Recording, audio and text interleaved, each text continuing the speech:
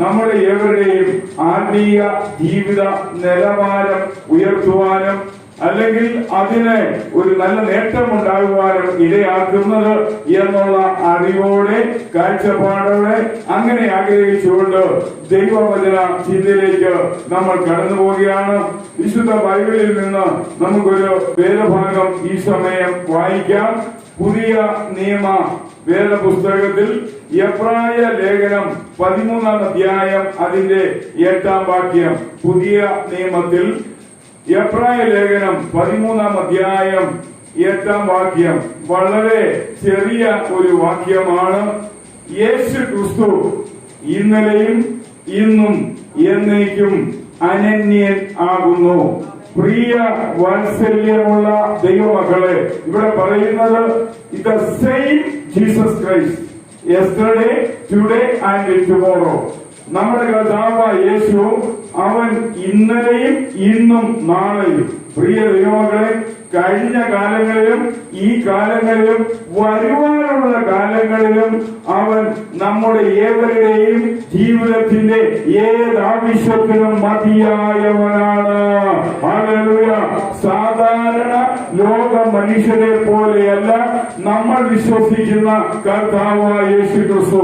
സാധാരണ ലോക മനുഷ്യർ അവരുടെ ജീവിതം താൽക്കാലികമാണ്, അല്പകാലം മാത്രമാണ്. അവർ ഈ ഭൂമിയിൽ നിന്ന് മാറ്റപ്പെടുമ്പോൾ അവരുടെ പ്രവർത്തനങ്ങൾ, അവരുടെ പ്രവൃത്തികൾ എല്ലാം അവിടെ അസ്തമിക്കുമ്പോൾ ചില നല്ല കാര്യങ്ങൾ പുനർവിചിന്തനത്തിനും ചിന്തയ്ക്കുമായി ഈ ലോകത്തില് സാക്ഷ്യപ്പെടുത്തിയിരിക്കുന്ന അനുഭവം മാത്രമേ ഉള്ളൂ. എന്നാൽ ഇവിടെ പറയുന്നത് യേശു ക്രിസ്തു ഇന്നലെയും ഇന്നും എന്നേക്കും അനന്ത്യനാണ് എന്ന് പറഞ്ഞാൽ അവന്റെ ഒരു കാര്യങ്ങൾക്ക് മാറ്റമില്ല. അവനോ മാറിപ്പോകാത്തവനായ കർത്താവാണ് എന്ന് വിശുദ്ധ വേദപുസ്തകത്തിൽ നമ്മൾ ചിന്തിക്കുമ്പോൾ, പ്രിയ ദൈവമക്കളെ, ഈ ചിന്തയിൽ എന്റെ മനസ്സിലേക്ക് കടന്നു വന്നത് യോഹന്നാൻ എഴുതിയ സുവിശേഷം 5-ാം അധ്യായം അതിന്റെ 7-ാം വാക്യമാണ്. യോഹന്നാൻ എഴുതിയ സുവിശേഷം 5-ാം അധ്യായം അതിന്റെ 7-ാം വാക്യം. 5-ാം അധ്യായത്തിൽ നമുക്കറിയാം 38 വർഷമായി ഒരു മനുഷ്യൻ ആരോരുമില്ലാത്ത അവസ്ഥയിൽ, ഒരു സഹായ സങ്കേത സംരക്ഷണം ഒന്നുമില്ലാത്ത അവസ്ഥയിൽ ഒരുവൻ ബെഥെസ്ദ എന്ന് പറയുന്ന കുളത്തിന്റെ കരയിൽ കിടക്കുകയാണ്.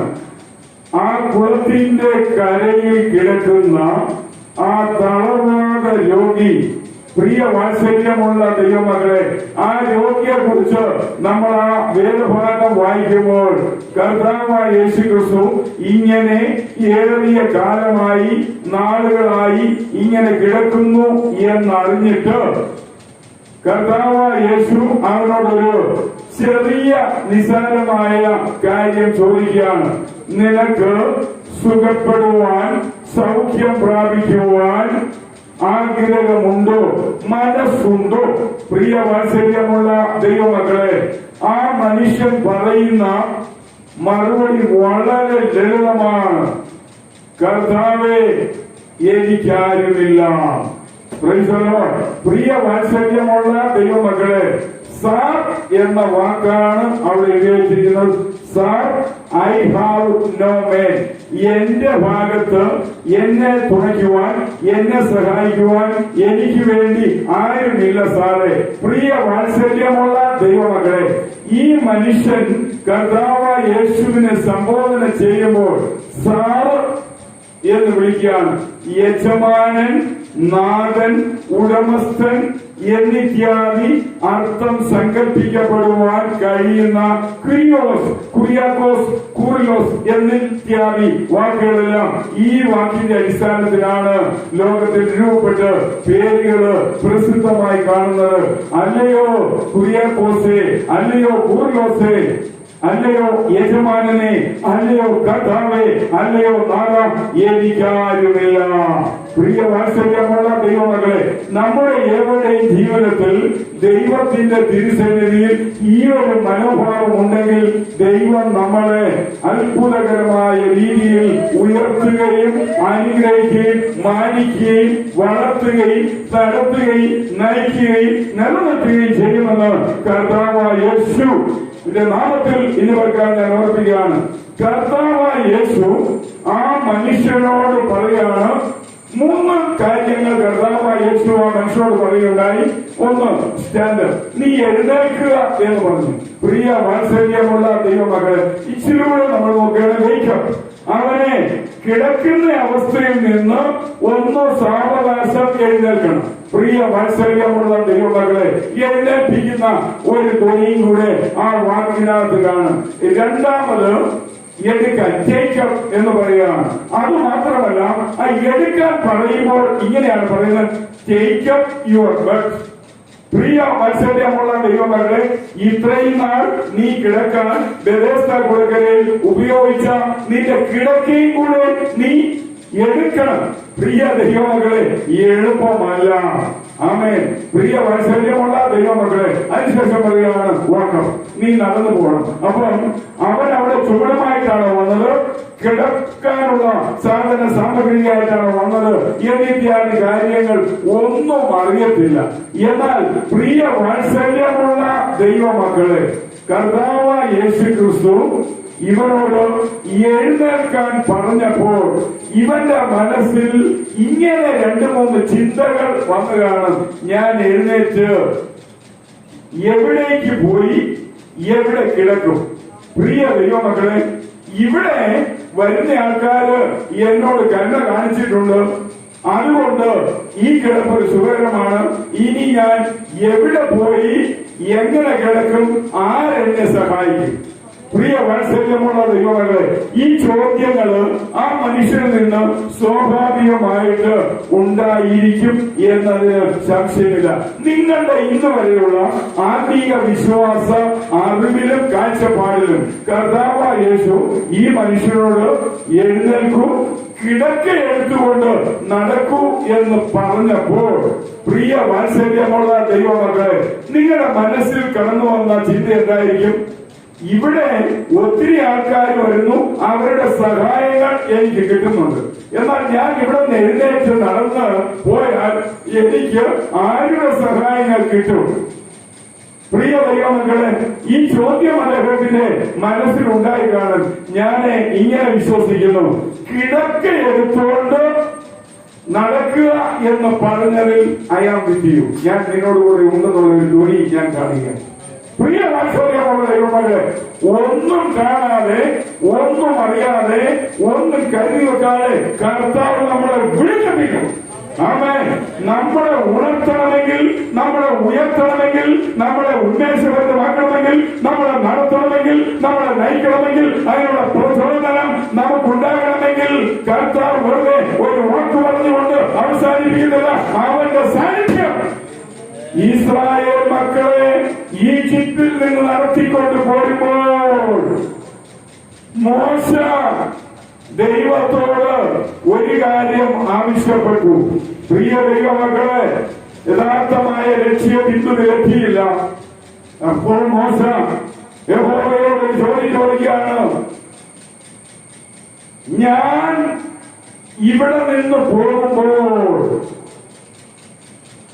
എനിക്ക് ആരുടെ സഹായമാണ് ഉണ്ടാകുന്നത്?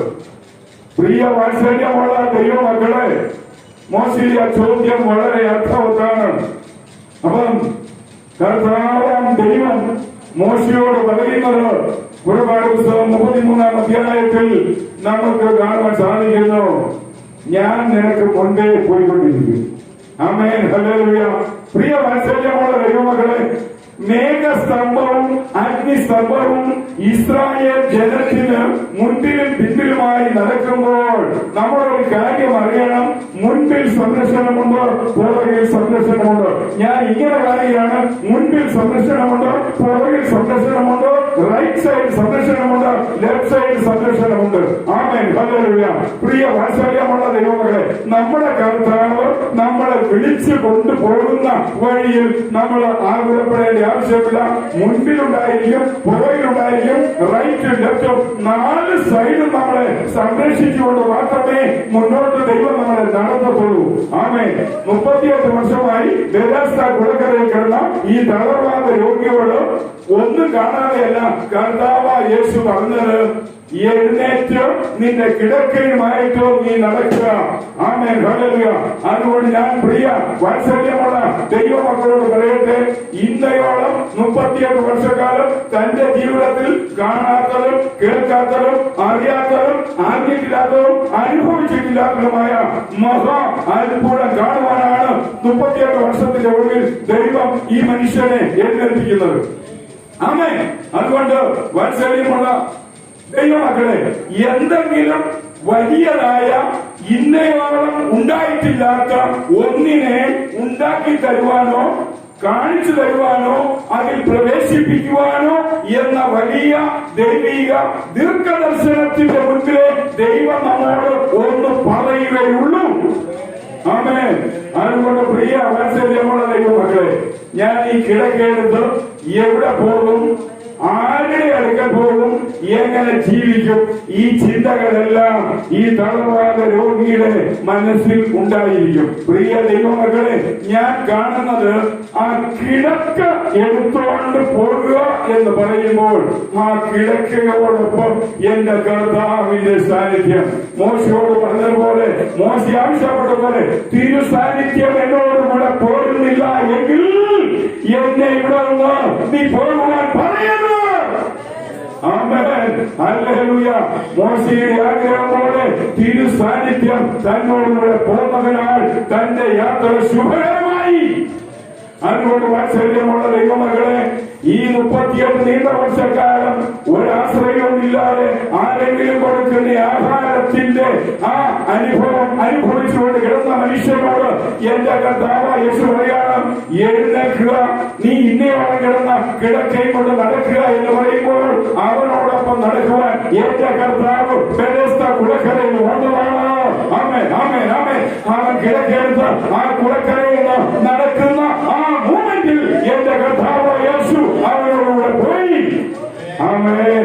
യോഹന്നാന്റെ സുവിശേഷം 5-ാം അധ്യായം അതിന്റെ 14-ാം വാക്യം വായിക്കുമ്പോൾ, യോഹന്നാൻ 5:14 വായിക്കുമ്പോൾ, അനന്തരം യേശു അവനെ ദൈവാലയത്തിൽ വെച്ച് കണ്ട് അവനോട്, ആമേൻ, കിടക്കയെടുത്തുകൊണ്ട് നടക്കുക എന്ന് കർത്താവ് യേശു പറഞ്ഞപ്പോൾ കർത്താവ് യേശു അവന്റെ കൂടെ നടന്നു. അവർ രണ്ടുപേരും ഒരുമിച്ച് യെരൂശലേം പള്ളിയിൽ കയറി. ആമേൻ, ആമേൻ, ആമേൻ, ആമേൻ. അവൻ ഈ കാഴ്ചയൊന്നും കാണുന്നില്ല, അവൻ ഈ സംഭവം അറിയുന്നില്ല. കർത്താവ് യേശു ആലയത്തിൽ കൊണ്ടുചെന്നാക്കിയിട്ട് അവിടെ നിന്ന് പോയി. പിന്നീട് ഒരു ദിവസം ഇവൻ ഈ ആലയത്തിൽ ഉണ്ടോ എന്ന് അറിയുവാൻ കർത്താവ് യേശു അവിടെ വന്നതായി നമുക്ക് ചിന്തിച്ചാൽ അത് തെറ്റില്ല.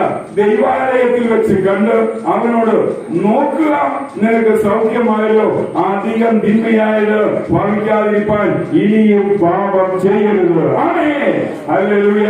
എന്നെ കേൾക്കുന്ന വാത്സല്യമുള്ള ദൈവമക്കളെ, നമ്മുടെ കർത്താവായ യേശു നമ്മുടെ താഴ്ചയിൽ നിന്ന്, നമ്മുടെ വീഴ്ചയിൽ നിന്ന്, നമ്മുടെ ഭാരങ്ങളിൽ നിന്ന്, നമ്മുടെ വേദനകളിൽ നിന്ന്, നമ്മുടെ ഇല്ലായ്മയിൽ നിന്ന് നമ്മളെ ഉദ്ധരിച്ച് സുരക്ഷിതമായ ഒരു സ്ഥലത്ത് കൊണ്ടാക്കിയാൽ ആ കർത്താവായ യേശു വീണ്ടും നമ്മുടെ സ്ഥിതി വിവരങ്ങൾ അറിയുവാൻ നമ്മളെ അന്വേഷിച്ചു വരും. ആമേൻ, ആമേൻ. അതുകൊണ്ട് ഞാൻ പറയട്ടെ, നമ്മുടെ വീട്ടിൽ, നമ്മുടെ താമസ സ്ഥലത്ത് നമ്മളെ അന്വേഷിച്ച് നമ്മുടെ കാര്യങ്ങൾ അറിയുവാൻ കർത്താവ് വരും. കർത്താവ് വരുന്നുണ്ട്. ആ വരുന്ന കർത്താവിനെ നമ്മൾ കണ്ടുമുട്ടി അറിയണം. ആമേൻ. പ്രിയ വാത്സല്യമുള്ള ദൈവമക്കളെ, അങ്ങനെയെങ്കിൽ കർത്താവ് യേശു ഈ മനുഷ്യനെ വളരെ നല്ല ഒരു ഉപദേശം കൊടുത്ത് കർത്താവ് യേശു അവിടെ നിന്ന് പോവുകയാണ്. പിന്നീട് ഈ മനുഷ്യർ കർത്താവ് യേശുവിനെ കണ്ടതായി നമുക്ക് വേദപുസ്തകത്തിൽ ഒന്നും കാണുവാൻ കഴിയുന്നില്ല. അങ്ങനെയെങ്കിൽ നമുക്ക് പുറപ്പാട് പുസ്തകം 15-ാം അധ്യായം അതിന്റെ 26-ാം വാക്യം ഒന്ന് വായിക്കാം.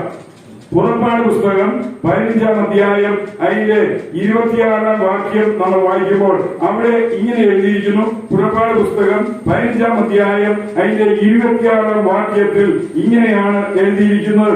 നമുക്കൊന്ന് വായിക്കാം. നിന്റെ ദൈവമായ യഹോവയുടെ വാക്ക് നീ ശ്രദ്ധയോടെ കേട്ട് അവന് പ്രസാദമുള്ളത് ചെയ്യുകയും അവന്റെ കൽപ്പനകൾ അനുസരിച്ച് അവന്റെ സകല വിധികളും പ്രമാണിക്കുകയും ചെയ്താൽ അവൻ മിസ്രയീമ്യർക്ക് വരുത്തിയ വ്യാധികളിൽ ഒന്നും നിനക്ക് വരുത്തുകയില്ല. ഞാൻ നിന്നെ സൗഖ്യമാക്കുന്ന യഹോവയാണ്. ആമേൻ. എന്നെ കേൾക്കുന്ന വാത്സല്യമുള്ള ദൈവമകളെ, ഇവൻ കണ്ടുമുട്ടിയവരോട് മുഴുവൻ ആദ്യം പറഞ്ഞത് എന്റെ വാക്കിലായിരിക്കും, എന്നെ സൗഖ്യമാക്കുന്ന ഒരുവനെ ഞാൻ കണ്ടുമുട്ടി. ആമേൻ, ആമേൻ, ആമേൻ. പ്രിയ വാത്സല്യമുള്ള ദൈവമകളെ, നമ്മുടെ മാനസിക ശാരീരികമായ എല്ലാ വൈകല്യങ്ങളെയും മാറ്റി നമുക്ക് സൗഖ്യം നൽകിയാണ് നമ്മുടെ ദൈവം ദൈവാലയത്തിൽ പരീക്ഷിക്കുന്നത്. ആമേൻ. കർത്താവിന്റെ നാമത്തിൽ ഞാൻ വളരെ ദൈവാലയത്തിൽ എല്ലാ സംരക്ഷണ സങ്കേത സുരക്ഷ ഉണ്ടായിരിക്കും. അതിന്റെ പിന്നിൽ നമ്മുടെ കർത്താവ് യേശുവാണ്. അതുകൊണ്ട് ആ സംരക്ഷണ സഹായ സൂക്ഷിപ്പ് ഉറപ്പുവരുത്തുവാനാണ് അവൻ ഇടയ്ക്കും വഴിക്കും ആലയത്തിൽ നമ്മുടെ സ്ഥിതിവിവരം അറിയുവാൻ കയറി വരുന്നത്. ആമേൻ. യെരൂശലേം ആലയത്തിൽ കർത്താവ് യേശു ചെന്നു. ഈ 38 വർഷം കുളക്കരയിൽ കിടന്നവനെ ഞാൻ യെരൂശലേം പള്ളിയിൽ കൊണ്ടാക്കിയിട്ടുണ്ട്. അവൻ ഇപ്പോൾ രോഗത്തിന്റെ എന്തെങ്കിലും പ്രശ്നമോ പ്രയാസമോ ഉണ്ടോ എന്നറിയുവാൻ ചെന്നപ്പോൾ കർത്താവ് യേശു നല്ല ചുറുചുറുപ്പുള്ള ഒരു ആത്മീയ ആരാധകനായി ദൈവാലയത്തിൽ നിറഞ്ഞു നിൽക്കുന്ന ഈ പേര് പറഞ്ഞിട്ടില്ലാത്ത വ്യക്തിയെ കാണുമ്പോൾ കർത്താവ് യേശു പറഞ്ഞ ആദ്യത്തെ വാക്ക്, നിനക്ക് സൗഖ്യമായല്ലോ. ഇനി നിന്നെ ഒരു രോഗത്തിന് പിടിക്കുവാൻ, ഒരു രോഗത്തിന് പിടിച്ചമർത്തിയാൻ കഴിയത്തില്ല. ആമേൻ. അതുകൊണ്ട് ഞാൻ പറയട്ടെ, നമ്മുടെ കർത്താവ് നമ്മളെ അന്വേഷിച്ചു വന്നാൽ നമ്മുടെ പോരായ്മകൾ പരിഹരിക്കും. ആമേൻ. അതുകൊണ്ട് നമ്മുടെ ആഗ്രഹം, എന്റെ കർത്താവേ, ഞാൻ താമസിക്കുന്നതിന്റെ ഭാഗത്തിൽ നീ എന്നെയും അന്വേഷിച്ച് വരണമേ എന്ന് നമ്മുടെ മനസ്സിൽ ഒരു ആഗ്രഹ വികാരം ഉണ്ടാകട്ടെ. അങ്ങനെയെങ്കിൽ സൗഖ്യമാക്കുന്ന യഹോവയെ അവൻ കണ്ടെത്തി എന്നതിന് സംശയമില്ല. ഇതിനെ നമ്മൾ പുറപ്പാട് പുസ്തകം 15:26 യഹോവ റഫ എന്നാണ് പേര് പറഞ്ഞിരിക്കുന്നത്. എബ്രായ ഭാഷയിൽ യഹോവ സൗഖ്യമാക്കുന്നവരാണ്.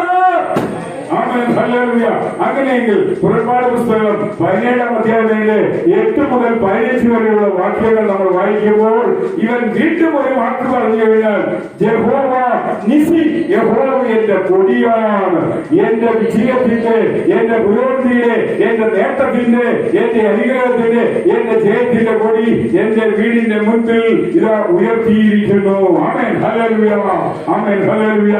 പ്രിയ വാത്സല്യമുള്ള ദൈവമക്കളെ, ഇവൻ രണ്ടാമത് പറഞ്ഞാൽ ഇങ്ങനെ പറയും, യഹോവയുടെ കൊടിയാണ്. ആമേൻ, ഹല്ലേലൂയ. അവൻ ജയത്തിന്റെ കൊടിയാണ്, വിജയത്തിന്റെ കൊടിയാണ്, അനുഗ്രഹത്തിന്റെ കൊടിയാണ്, ഐശ്വര്യത്തിന്റെ കൊടിയാണ്, വീണ്ടെടുപ്പിന്റെ കൊടിയാണ്. എന്നെ പരിപൂർണതയിലേക്ക് നയിക്കുന്ന എന്റെ കർത്താവിന്റെ സമ്പൂർണ്ണ വിജയാധിപത്യം എനിക്ക് അനുഭവിക്കുവാൻ കഴിയുന്ന എന്റെ കൊടിയാണ് ഇതാ കാണുന്നത്. പ്രിയ വാത്സല്യമുള്ള ദൈവമക്കളെ, അങ്ങനെയെങ്കിൽ മൂന്നാമത് അദ്ദേഹം ഒരു കാര്യം കൂടെ പറഞ്ഞാണ്. ന്യായാധിപന്മാരുടെ പുസ്തകം 6-ാം അധ്യായം 24-ാം വാക്യത്തിൽ, യഹോവ ശാലോം, യഹോവ എന്റെ സമാധാനം. ആമേൻ. അതുകൊണ്ട് വാത്സല്യമുള്ള ദൈവമക്കളെ, നമ്മൾ ഇന്ന് തൽക്കാലം ഈ സമാധാനവുമായി ദൈവാലയം വിട്ടുപോകേണ്ടത് അനിവാര്യമാണ്. ഈ സമാധാനം മാനുഷിക സമാധാനമല്ല, ലോകപ്രകാരമുള്ള സമാധാനമല്ല, ഭരണകൂടത്തിൽ നിന്ന് കിട്ടുന്ന സമാധാനമല്ല, നിയമജ്ഞന്മാരിൽ നിന്ന് കിട്ടുന്ന സമാധാനമല്ല, ഉലസ്തകന്മാരിൽ നിന്ന് കിട്ടുന്ന സമാധാനമല്ല. കർത്താവ് യേശു എന്ന ഏക രക്ഷകനായ മിശിഹായിൽ നിന്ന് എന്റെ ജീവിതത്തിൽ എനിക്ക് കിട്ടുന്ന സമാധാനം അത് ശാശ്വത സമാധാനമാണ്, അത് സ്ഥിരമായ സമാധാനമാണ്, അത് നിത്യമായ സമാധാനമാണ്, അത് നിലനിൽക്കുന്ന സമാധാനമാണ്. ഒരിക്കലും ആ സമാധാനത്തിന് അഴിവുണ്ടാകത്തില്ല. അതുകൊണ്ടാണ് ഉയർത്തെഴുന്നേറ്റ കർത്താവായ യേശു ശിഷ്യന്മാരുടെ അടുക്കൽ ചെന്നിട്ട് പറഞ്ഞു, നിങ്ങൾക്ക് സമാധാനം. അത് കഴിഞ്ഞ് കർത്താവായ യേശു പറഞ്ഞു, സമാധാനം ഞാൻ നിങ്ങൾക്ക് തന്നേച്ചു പോകുന്നു. ഞാൻ നിങ്ങൾക്ക് തരുന്ന സമാധാനം ആരും ഈ ലോകത്തിൽ വെച്ച് എടുത്തു കളയത്തല്ല. ഈ ലോകത്തിൽ നിന്ന് നിങ്ങൾക്ക് കിട്ടുന്ന സമാധാനം ആ തരുന്നവർ എടുത്തു കളയും, എന്നാൽ ഞാൻ തരുന്ന സമാധാനം ഒരിക്കലും എടുത്തു കളയത്തില്ല. അതുകൊണ്ടാണ് നമ്മൾ എബ്രായ ലേഖനം 13-ാം അധ്യായത്തിന്റെ 8-ാം വാക്യത്തിൽ വായിച്ചത്, നമ്മുടെ കർത്താവ് യേശു ക്രിസ്തു same yesterday, today and tomorrow. ആമേൻ. ഇന്നലെയും ഇന്നും എന്നേക്കും അവൻ അനന്യനായി അവൻ നമ്മളെ നടത്തുമാറാകട്ടെ. ഒരു ഭാഗത്ത് പൗലോസ് പറയുമ്പോൾ, മൈ ലോർഡ് ഈസ് അൺചേഞ്ചബിൾ, എന്റെ കർത്താവ് മാറ്റമില്ലാത്തവൻ. ആമേൻ. അതാണ് കർത്താവ് യേശു. ആകാശം ഭൂമിയും ഒഴിഞ്ഞു പോയാലും എന്റെ വചനവും ഞാൻ ഒഴിഞ്ഞു പോകത്തില്ല. അതേപോലെ നമ്മൾ ഒഴിഞ്ഞു പോകാത്ത ഒരു ജീവിത സുസ്ഥിരതയിലേക്ക് പോകുവാൻ ദൈവത്തിന്റെ ആ മനോഹരമായ വിലയേറിയ മൂല്യമുള്ള ഉന്നതമായ സ്വസ്ഥമായ അത്യുന്നതമായ ഹെവൻലി ആ പീസുമായി സമാധാനവുമായിട്ട് നമുക്ക് ഇന്നുകാൽ പോകാം. അതിനായി കർത്താവ് നമ്മളെ സഹായിക്കുമാറാകട്ടെ. നിങ്ങൾ ശക്തമായി ഈ സമയം ഒരു ആത്മീയ ഗാനം കൂടി ആലപിച്ച് ദൈവത്തെ ഒന്ന് ആരാധിച്ചാട്ടെ. ആമേൻ.